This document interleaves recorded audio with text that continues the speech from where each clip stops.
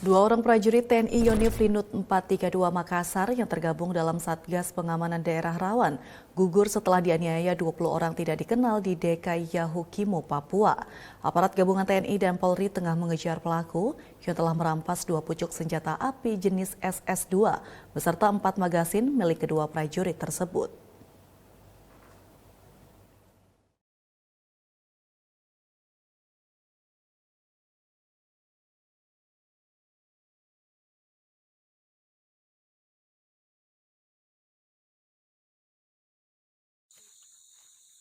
Dua orang anggota TNI Yonif Linut 432 Makassar yang tergabung dalam Satuan Tugas Pengamanan Daerah Rawan atau PAMRAHWAN pada 18 Mei diserang sekitar 20 orang tidak dikenal di Kabupaten Yahukimo, Papua dengan berbagai jenis senjata tajam. Peristiwa itu terjadi saat keduanya sedang melakukan pengamanan pembangunan talut di Sungai Berasa, DKI sekitar pukul 11 waktu Indonesia Timur. Peristiwa itu mengakibatkan prajurit 2 Ardi Yudi dan prajurit Kepala Alif Nur Angkotasan meninggal dunia akibat luka-luka parah yang dialami di sekujur tubuhnya.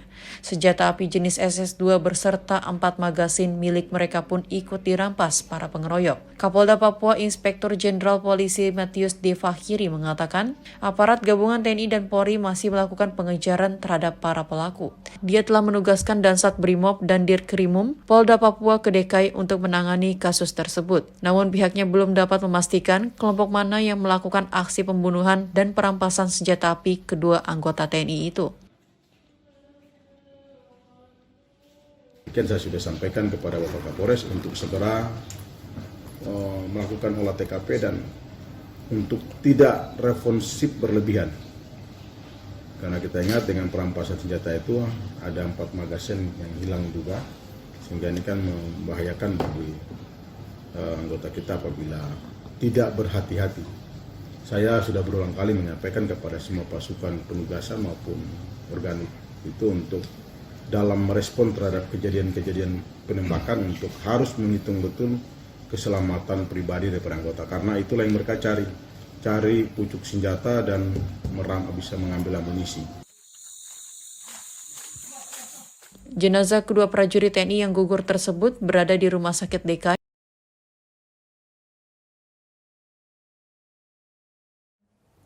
TNI Polri melakukan pengejaran terhadap pelaku pembacokan 2 personil TNI di Bandara DKI, Kabupaten Yahukimo, Papua pada Selasa 18 Mei. Kabak Penum Divisi Humas Polri, Kombes Ahmad Ramadan, menduga pelaku pembacokan merupakan salah satu anggota kelompok teroris di Papua. Siapa? Di sebelah, Pak. Oh, jauh kita running. Kepala Bagian Penerangan Umum Divisi Humas Polri, Kombes Polisi Ahmad Ramadan mengatakan, TNI Polri masih melakukan pengejaran terhadap pelaku pembacokan 2 personil TNI di Bandara DKI, Kabupaten Yahukimo, Papua pada Selasa 18 Mei.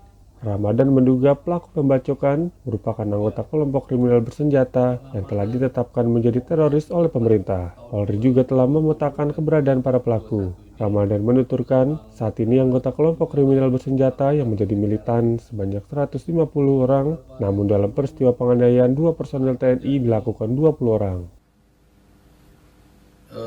Katakanlah pembacokan terhadap 2 personil yang bertugas di sana, ya.